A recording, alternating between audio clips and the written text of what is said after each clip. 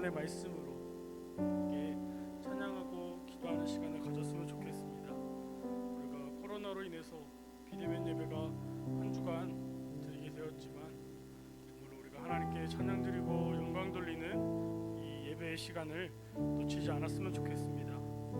이번 주 강단 말씀에 출애굽에 지속되는 은혜라는 말씀을 주셨습니다. 서론에서 하나님은 우리에게 날을 주셨다고 말씀하셨습니다.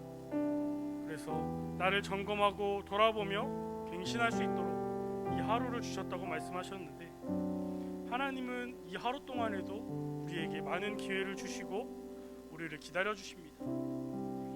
올해 한 해 우리는 하나님 앞에 전도 제자로 또 하나님의 자녀로 어떻게 보내셨습니까? 저는 코로나로 인해서 2020년 한 해가 굉장히 빠르고 정신없이 지나갔던 것 같습니다. 그런데 이 시간들을 다시 한번 되돌아보고 나를 또 되돌아보니까 하나님이 주시는 은혜가 정말로 많은 한 해였습니다. 코로나로 인해서 밖에 나갈 수 없는 상황에 나는 현장이 없다고 생각하는 찰나에 하나님께서 말씀을 또 주셨습니다. 너의 자녀에게 이 복음을 각인시켜라. 너의 가정도 너의 현장이지 않냐. 이 그리스도를 각인하고 이 그리스도를 자녀들에게 전달해라. 그렇기 위한 시간으로 너를 이 가정에 있도록 내가 허락했다고 하나님께서 말씀을 주셨습니다. 그래서 저는 이 코로나의 시간 동안 정말로 더욱더 하나님께 나아가는 시간이었던 것 같습니다. 우리는 많은 일로 인해서 멈춘 것 같고 또 멈춰진 것 같고 우리는 아무것도 아닌 것 같을 때가 있습니다. 그렇지만 이번 주 강단의 말씀처럼 하나님은 멈추지 않으시고 영세전부터 계획한 언약들을 지금도 성취하신다고 하셨습니다. 우리는 전도 제자로 이 복음의 여정 속에 하나님이 함께하심 속에 오직 그리스도의 복음과 언약의 비밀을 누리는 영적인 서밋으로 이것을 지속할 수밖에 없는 절대를 발견하는 시간으로 생명적 가치를 보는 시간이 되었으면 좋겠습니다. 이번 주 강단 말씀에서 전도는 승리한 그리스도의 깃발을 꽂는 것이라고 하셨습니다.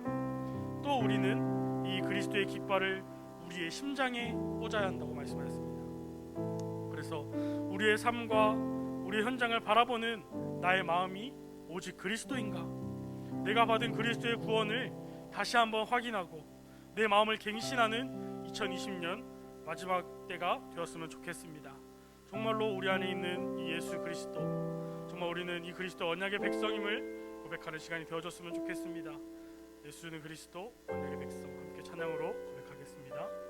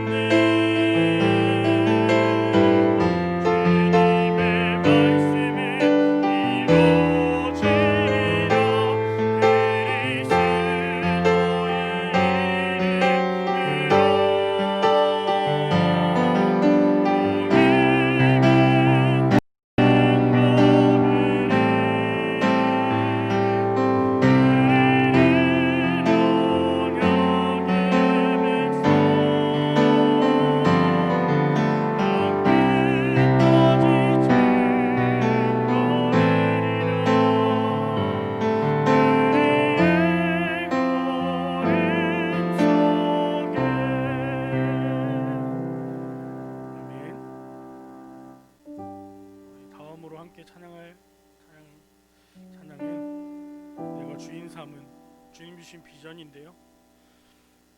우리 강단 본론에서 시대의 문제들과 정신병이 가득한 이 시대에 교회가 또 기독교가 하나님을 왜 강조해야 되는가를 모르고 이 복음의 핵심을 몰라서 교회가 문을 닫고 있는 상황이라고 하셨습니다.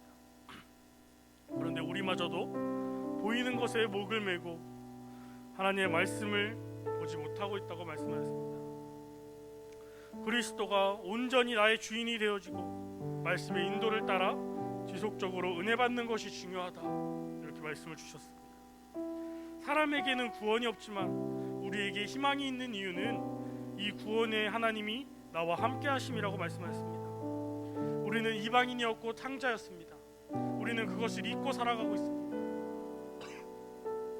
이방인이었던 나를, 탕자였던 나를 구원하신 이 하나님의 은혜, 그리고 이 복음을 전달하라고 말씀하시는, 복음 때문에 우리를 부르셨다고 말씀하시는 하나님을 우리는 찬양해야겠습니다. 우리를 복음 때문에 부르셨고 이 언약을 붙잡고 지속하기를 원하십니다.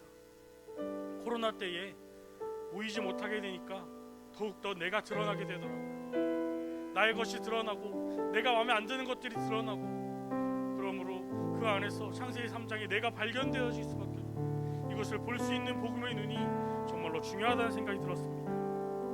그래서 내가 주인이 아닌 하나님이 나의 주인, 나를 부르신 이유가 복음이고 이 복음으로 나를 살리고 현장을 살리는 시간이 되었으면 좋겠습니다. 우리 지금 이 시간에 함께 찬양으로 고백했으면 좋겠습니다.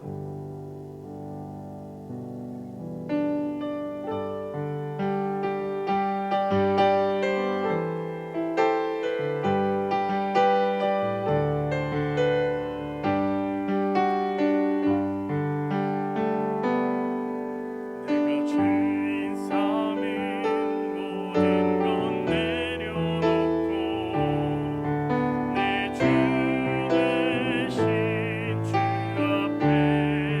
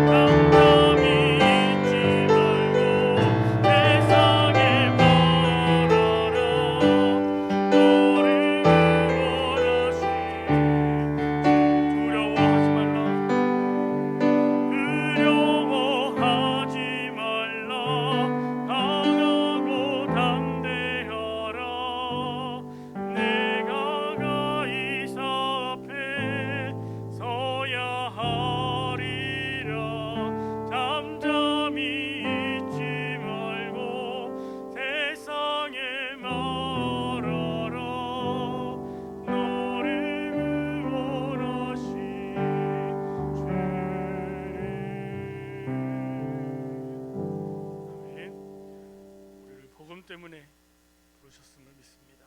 우리 마지막으로 결론에서 하나님의 계획이 성취되는 시간표에 대한 말씀을 주셨습니다. 우리의 영적인 상태가 중요하고 나의 영적인 상태를 볼 수 있는 상태가 되어야 된다고 말씀하셨습니다. 저는 제 영적인 상태를 점검할 때 가장 먼저 보는 것이 있습니다.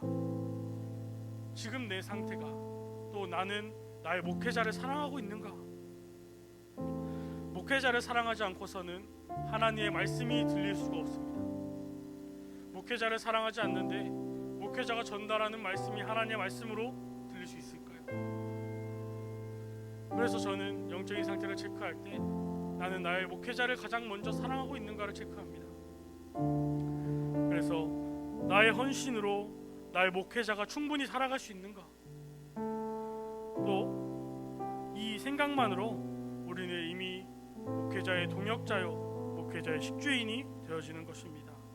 이 헌신은 물질을 무작정 드린다고, 내가 헌금을 많이 드린다고 되어지는 것도 아닙니다. 내 마음이 정말로 목회자에게, 정말로 이 교회에게 정말 하나님이 원하시는, 하나님이 사랑하는 곳에 있는가를 점검해야 되는 것입니다. 그래서 내가 말씀을 들을 수 있는 영적 상태에 있을 때 하나님은 그 말씀을 통해서 중요한 부활을 발견하게 하실 것입니다. 홍수가 나면 마실 물이 없다고 합니다. 지금 우리는 말씀 홍수 시대에 살고 있습니다. 말씀들이 이 교회 저 교회 많은 교회에서 쏟아져 나오고 있습니다. 그런데 사람들은 계속해서 다른 말씀을 찾고 내가 원하는 말씀을 찾고 있습니다. 성경에서 말합니다. 내가 원하는 스승, 나의 사역을 채워주는 스승을 찾고 있다고 말합니다. 우리는 그것이 아닙니다. 정말 하나님 원하시는 말씀을 받아야 되는 겁니다. 하나님 원하시는 말씀이 어디서 나오냐? 강단에서 나오는 것입니다. 예를 들어서 우리가 음식을 먹을 때, 밥을 먹을 때 외식을 하거나 뷔페에 가면 내가 먹고 싶은 음식, 우리가 원하는 음식을 마음껏 먹을 수 있습니다. 그렇지만 집밥을 먹을 때는 어머니가 해주시는 그 밥을 먹어야 되는 것입니다. 이 집밥은 질릴 때도 있고 먹기 싫을 때도 있고 입맛이 떨어져서 내가 안 먹을 때도 있습니다. 그렇지만 이 집밥을 준비하는 어머니를 보면요, 굉장히 고민을 합니다. 우리 어머니들은 아실 겁니다. 내가 오늘 저녁에 무슨 반찬을 해야 우리 가족들이 맛있게 먹을 수 있고, 내가 어떤 반찬을 해야 우리 아이들이 영양을 챙길 수 있고, 이것을 계속해서 고민합니다. 강단의 말씀도 똑같습니다. 우리 목사님을 위해서 기도해야 되는 이유가 여기 있습니다. 우리 목사님은 하나님 앞에서 기도하실 때 우리 성도들에게 가장 필요한 말씀이 무엇인지, 또 우리 성도들이 지금 어떤 말씀의 흐름을 타야 따라갈 수 있는지를 계속해서 기도하십니다. 그것을 위해서 우리도 목회자를 위해서 기도해야 됩니다. 왜냐? 하나님은 우리 교회에, 우리 강단을 통해서 여러분들이 인도하시기 때문입니다. 그래서 우리가 정말로 우리를 위해서 기도하시고 정말 우리에게 맞는 시간표와 말씀을 전달하시는 이 목사님을 위해서, 정말 하나님의 말씀을 대원하시는 목사님을 위해서 기도해야 되는 것입니다. 그래서 디모데후서 3장 14절에 너는 배우고 확신한 일에 거하라. 너는 내가 누구에게서 배운 것을 알며, 이렇게 말씀하고 계십니다. 우리가 이 하나님의 말씀을 누구에게서 배우고 이 말씀이 어떻게 각인되느냐가 정말로 중요합니다. 그래서 강단을 통해 들려진 은혜의 말씀이 우리의 현장에서 선포되고 지속되어지는 한 주간이 되었으면 좋겠습니다. 우리 마지막으로 함께 찬양으로 고백했으면 좋겠습니다. 이를 행하는 여호와, 배우고 확신한 일을 구하라. 우리 두 찬양 함께 고백하고 기도하도록 하겠습니다.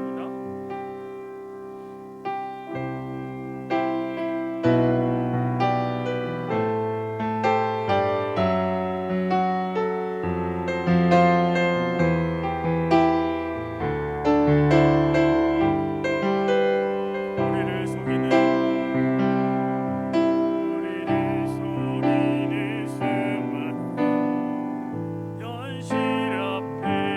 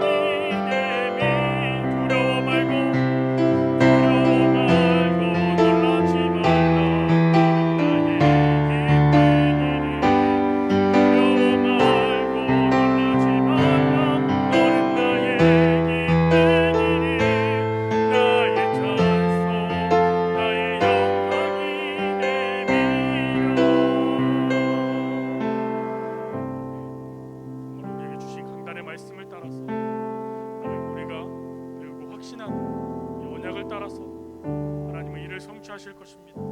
정말 우리가 언약을 붙잡고 기도할 때에 정말 우리가 교회를 놓고 정말 전도 현장을 놓고 나의 삶을 놓고 정말 기도하는 이 시간에 하나님께서 우리도 모르게 영세전에 준비하신 이 언약의 흐름을 계속해서 이끌어가고 계십니다. 정말 이것을 믿고 기도하고 정말 이 언약의 흐름을 따라가는 자에게 하나님은 미래를 보여주시고 그 영원한 미래를 우리에게 응답으로 주십니다.